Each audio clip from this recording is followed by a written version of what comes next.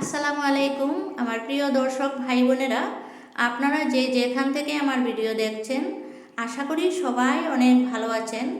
আপনাদের সবাইকে জানাই আমার অন্তর থেকে অনেক অনেক শুভেচ্ছা ও ভালোবাসা। আর যারা আমাকে সাপোর্ট করছেন তাদেরকে স্পেশালি আমার অন্তর থেকে জানাই অনেক ধন্যবাদ। আর যারা আমার চ্যানেলে আজকে নতুন এসেছেন, প্রথম ভিডিও দেখছেন, তাদের উদ্দেশ্যে বলছি, আপনারাও যদি বাগান করে ভালোবাসেন, ফুলের বাগান হোক বা সবজির বাগান হোক, দুটোই আমি করে থাকি, তাহলে অতি অবশ্যই আমার চ্যানেলটাকে সাবস্ক্রাইব করে দিয়ে আমাকে এগিয়ে যেতে সহায় করবেন, আমার সাথে থাকবেন। আপনারাও যদি অর্গানিকভাবে বাগান করতে চান তাহলে আজকের ভিডিওটা আপনাদের জন্য। সম্পূর্ণ জৈব উপায়ে বাগান আমি করি, কোনো ধরনের রাসায়নিক খাদ্য বা রাসায়নিক ফাঙ্গিসাইড আমি আজ পর্যন্ত ব্যবহার করি নাই। আর আপনারাও যদি ঠিক এইভাবে বাগান করতে চান তাহলে আজকের ভিডিওটা স্কিপ না করে শেষ পর্যন্ত দেখুন, অবশ্যই অবশ্যই আপনাদের উপকারে আসবে। আমি অনেক কিছুই ঘরোয়া হিসাবে ফাঙ্গিসাইড ব্যবহার করে থাকি, খাদ্য ব্যবহার করে থাকি। আজকে আমি আপনাদেরকে দেখাবো পেঁয়াজের খোসা কিভাবে গাছের ক্ষেত্রে সঠিক উপায়ে ব্যবহার করতে হয়। আমরা অনেকেই পেঁয়াজের খোসা ব্যবহার করে থাকি, কিন্তু সঠিক উপায়ে ব্যবহার করাটা অনেকেই হয়তো জানে না। তাই আজকে আমি আপনাদেরকে দেখাবো পেঁয়াজের খোসা কিভাবে ব্যবহার করলে আপনাদের গাছের ক্ষেত্রে বেশি উপকার পাবেন। পেঁয়াজের খোসাটা মাটির সাথে যদি মিক্স করে দেন তাতে কিন্তু বেশি উপকার পাওয়া যায় না। তাই যেভাবে ব্যবহার করতে হয় তাই নিয়ে আমি আজকে ডিটেলস ভিডিওটা আপনাদের জন্য প্রস্তুত করে নিয়ে এসেছি। এখানে দেখুন আমার বিন গাছগুলো কত সুন্দরভাবে বিন ধরে রয়েছে। আমি প্রত্যেক দিন এগুলো দেখানোর কারণ হচ্ছে কিছু দর্শক আমার প্রত্যেক দিনই নতুন থাকে, তাদের জন্যই আমি বাগানটার এক ঝলক আবার দেখিয়ে দিই আমি কিভাবে গ্রো ব্যাগে করেছি। এখানে আমি লাল রঙের এই ঢেকে রেখেছি, এটা হচ্ছে ধনিয়ার বীজ দিয়েছি। আর দেওয়ার পরে প্রথমে কয়েকদিন ঢাকা দিতে হয়, অঙ্কুরিত হওয়ার সময় হলে আমি ঢাকনাটা সরিয়ে দেব।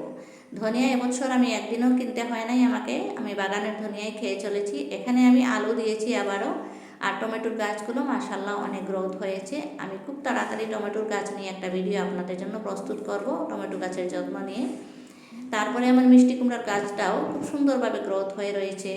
আরেকটা পানি লাউয়ের গাছ আরেকটা লাগিয়ে রেখেছি। আর ঠিক এইভাবে আপনারাও খাদ্য দেবেন। দেখেন বোতল কেটে রেখেছি, এখানে আমি খাদ্য দিই। আমি একটা চিচিঙ্গার গাছ লাগিয়েছি, সেটাতেও আমি ঠিক এইভাবে করে বোতলে খাদ্য দিয়েছি, এখান থেকে খাদ্য সংগ্রহ করে থাকে। তারপরে বেশি কথা না বাড়িয়ে আজকের ভিডিওর দিকে যাওয়া যাক। আসুন আজকের ভিডিওটা আরম্ভ করি। আজকের ভিডিওর জন্য আমি পেঁয়াজের খোসা এক সপ্তাহ থেকে একটু একটু করে জমিয়ে রেখেছি। আপনারাও ঠিক এইভাবে পেঁয়াজের খোসাগুলো জমিয়ে রাখবেন। তারপরে পেঁয়াজের খোসাগুলো একটা কন্টেনারে এইভাবে দিয়ে দিচ্ছি। এই পেঁয়াজের খোসা কন্টেনারে ভর্তি করে দিয়ে তারপরে জল দিয়ে ঢাকা দিয়ে রেখে দেব মিনিমাম 5 দিনের জন্য। 3 থেকে 5 দিন এইভাবে রাখতে হয়। যত বেশি পেঁয়াজের খোসা আপনাদের জমা হয় তত বেশি দিয়ে দেবেন। এইভাবে করে ঢাকা দিয়ে রাখতে হয়।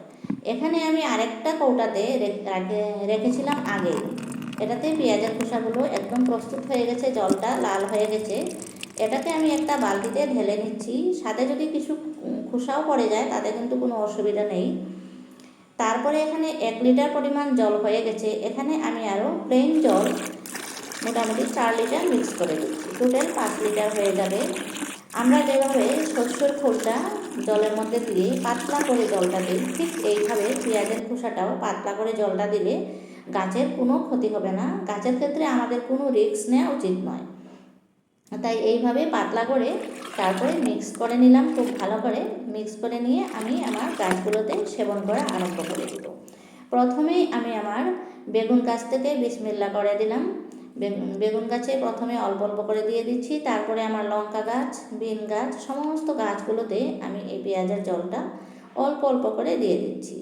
এই জলটা সপ্তাহে 15 দিনে একদিন সেবন করলে হয়। তারপরে হচ্ছে সপ্তাহে একদিন করে আমি খাদ্য দিয়ে থাকি খোল জল। আর কোনো সপ্তাহে খোল জল দিলে তারপরের সপ্তাহে আমি কিচেন ওয়েস্ট ভেজানো জলগুলো দিয়ে থাকি। তাই বন্ধুরা, আপনারাও যদি জৈবভাবে উপায়ে বাগান করতে চান তাহলে আমাকে সাপোর্ট করে আমার সাথে থাকুন। আমি কখন কী খাদ্য দিই সমস্ত কিছু আপনাদের সাথে শেয়ার করি। সবাই ভালো থাকুন, হ্যাপি গার্ডেনিং।